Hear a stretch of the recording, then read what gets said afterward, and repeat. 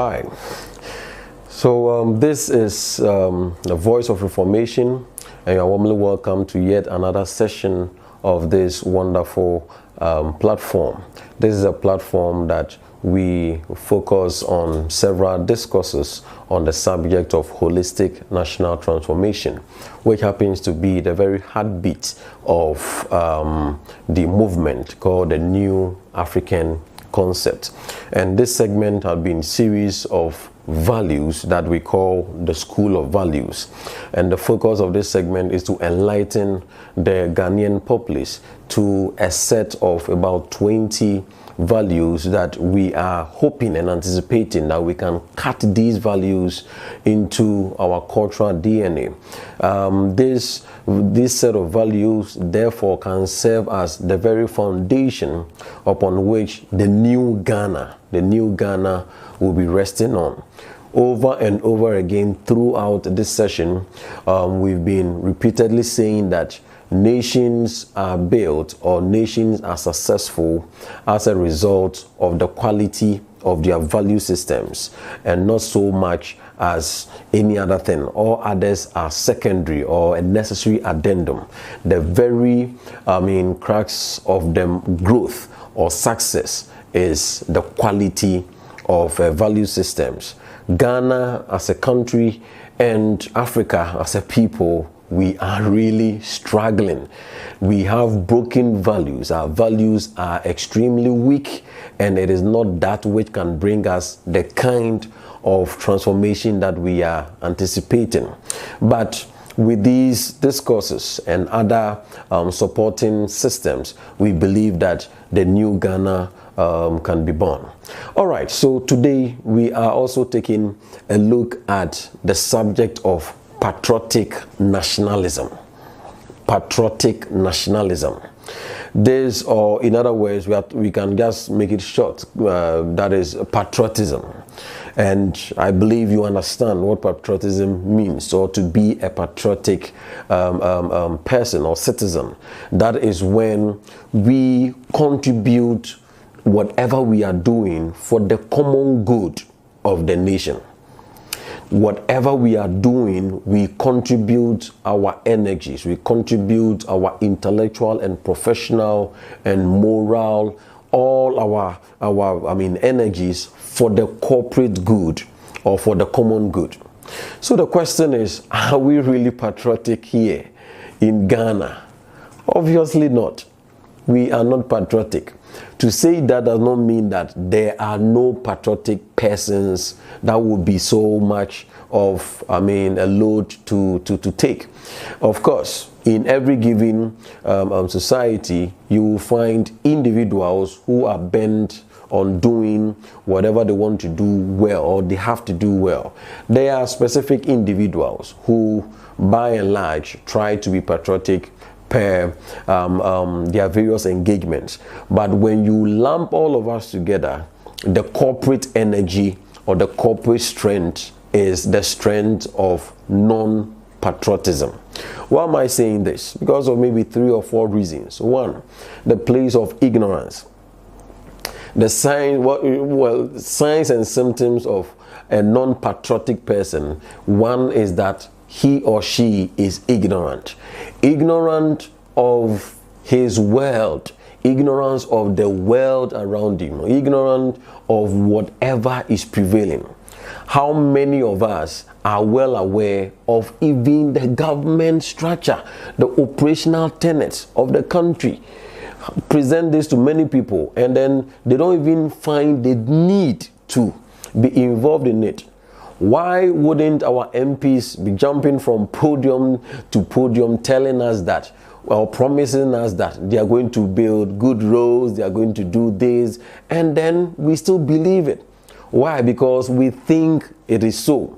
It is pathetic that up till now you find people who will vote along the lines of the fact that, oh, this MP, he is present at should I say functionaries during our constituencies, or communal functionaries, or even as low as funerals and maybe certain weddings. Oh, we normally see him around. on those accounts or on those counts, so we are going to vote for him.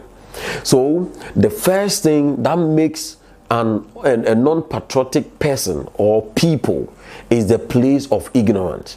The more ignorant you are concerning the nation, concerning how the rules of engagement, concerning even our constitution, many people, including even the elite, are just woefully ignorant of the dictates of the constitution, of development plan, whether we have it or not. They have no idea, and they are not even bothered. And that is the second symptom of non-patriotism. That is indifference. Apart from ignorance, there is that element of indifference. That is the spirit of I cannot be bothered. I cannot be bothered. Whether Ghana becomes well or it destroys, I cannot be bothered. And that is a very dangerous state. When you read in the Inferno, which was a poem by the 14th century Italian guy, that is Dante, he said in a funny way that the hottest place in hell, I think in the course of time it was paraphrased also by Martin Luther King Jr., as he said that the hottest place in hell has been reserved for those ones that in times of moral crisis, they just kept quiet. And it was Edmund Burke who said that, the only necessary ingredient for the triumph of evil is that good men will sit down and do nothing. It has always been said that disaster has no conscience. So it is a funny thing for you to be there and say that, well, as for me, I have my house, I have my family. When things escalate, when things get out of hand, when that ticking time bomb that we are seeing that Ghana and Africa is sitting on, when it gets to the tensional, level, and then it breaks, you are not going to be left out. You'll be a victim, I'll be a victim. So what are we saying?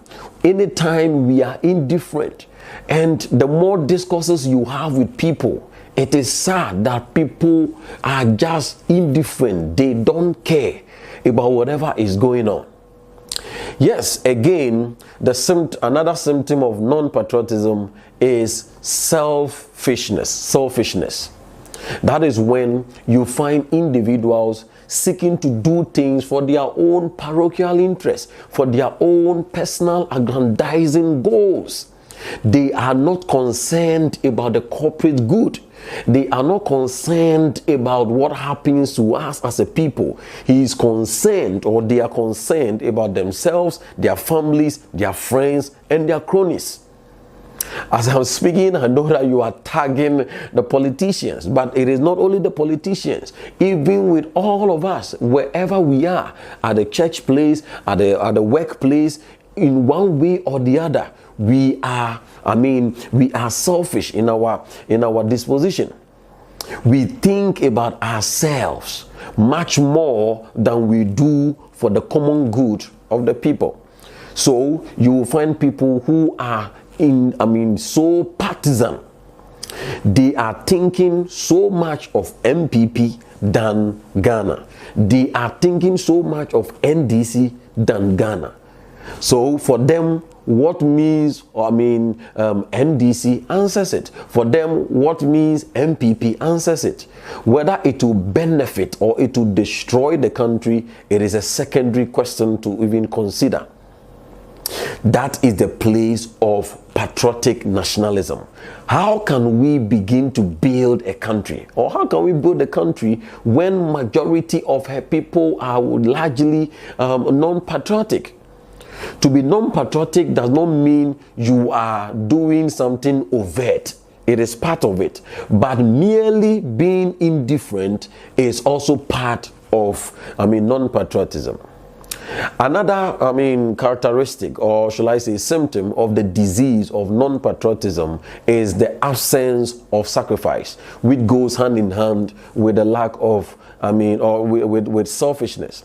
Anyone who is selfish obviously would not sacrifice for the common good. what he will do and even call it sacrifice, the extent he will go is contingent on the transaction or the transactional effect on him.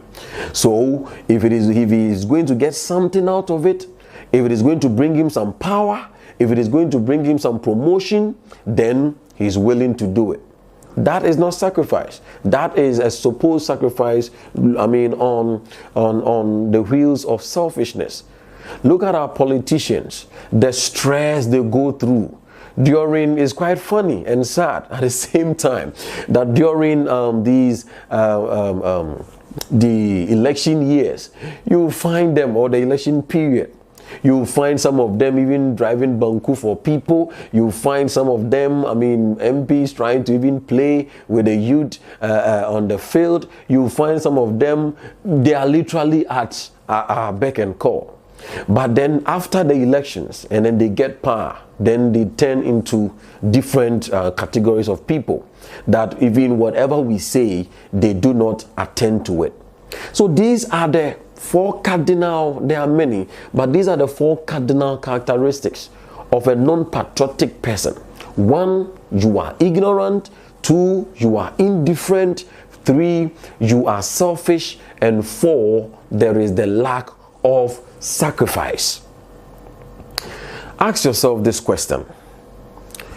Just mark yourself along these 4 parameters and draw draw the conclusion. Will you say you are a patriotic person? Maybe you thought non-patriotism is just about, the politicians stealing the money. No, just by being indifferent is even more dangerous. So this is the time for us, and this becomes the charge. First, to all of us as specific individuals, you cannot afford to be neutral. You cannot afford not to be bothered. You cannot afford to remain unconcerned. How things are going.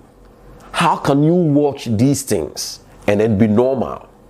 You cannot do that. As I said, that disaster or calamity has no conscience.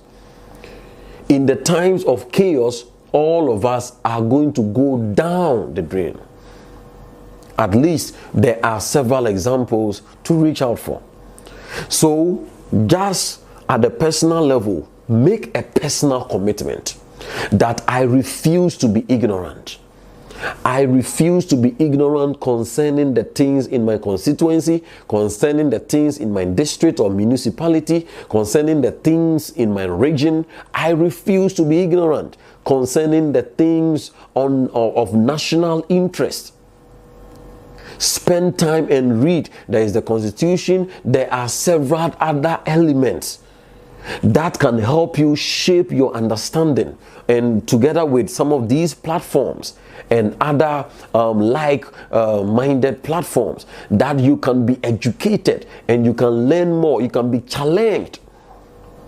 Again, at the personal level still, this is a call for us to take away the garments of indifference. It is time for us to take matters of national transformation very seriously. Consider the religious bodies. It is the same. That is another charge at the institutional level, that we cannot afford to be insulated and isolated. So it is a clarion call, especially to our 2 predominant religious bodies, that is Christianity and then Islam. Islam, you cannot just focus on what you are doing alone. I've always been saying this, that you cannot be more Catholic than the Pope. You cannot be, well, in quotes, seemingly more Muslim or Islamic than Saudi Arabia or Mecca. But look at what they've done. Go to Qatar, go to Kuwait, go to, shall I say, almighty Dubai. These guys are predominantly Muslims. What it means is that Islam can still be practiced in a way that still there'll be development. So when we come to, unfortunately, our Zongos and then predominant places of our, Muslim communities, and we see that it is quite depraved, or it is quite deprived of even basic human amenities and stuff like that, social amenities, then we raise the question that, is it because of Islam? Not necessarily so. At least we have, those places, the mother of Islam, or the center or the womb of Islam, also advancing a bit in that light. It means it can be practiced. It is time that let us go back to the drawing board, and it is not different from the church or the Christian communities. The church seemed to be so much glued to what is going on, in the cathedrals. She has locked up herself in the cathedral, singing praises, choreography, preaching. And then the question is, what is the church's involvement in the social discourses? The cry to fix the country, the cry to, elicit certain changes. Where is the place of the church in this whole architecture of conversation? That is what we are talking about. And then finally, at the national level, it is also a time for all of us to be involved. Patriotic nationalism, until we imbibe this, until we cut this deep into ourselves, then we will struggle. Until we are willing to sacrifice for the corporate common good, and then we are always looking at things from our selfish lenses, then there is going to be a problem. Don't forget that always consider these 4 things to measure yourself on the ladder of patriotism. 1, the place of ignorance. How much are you learning? You counter ignorance with knowledge. And then 2, the place of indifference. And that is why you counter it by being involved in the machinery, in the discussions, in your quest to have subject matters of national interest at heart. 3, selfishness. In your various engagements, make sure that you will be selfless in your disposition. And then 4, the extent of sacrifice. If we are going to sacrifice, if you are going to do it, I'm going to do it, institutions are going to do it, the national bodies and institutions are going to do it, then I can assure you that Ghana is going to be a very great place. Once again, this has been the Voice of Reformation, and specifically this segment is the School of Values, where we take time to have a discourse on various values that we seek to imbibe in ourselves. Today, it was on the subject of patriotic nationalism. If we are able to do that, we can really advance. Once again, we are very much available to help you. We are willing to run all kinds or go the extent for you to also know how to imbibe it into yourself. We cannot do this alone. This call for national transformation is a burden on you and I. Don't forget to subscribe. If you have not done that, don't forget to follow our social media pages, and then do well, very much well, to share. Let others join in these conversations, and I believe that Ghana is going to make it. We've already said that we as a people, that is a New African concept, we believe that Ghana will make it. I believe in Ghana, and so must you.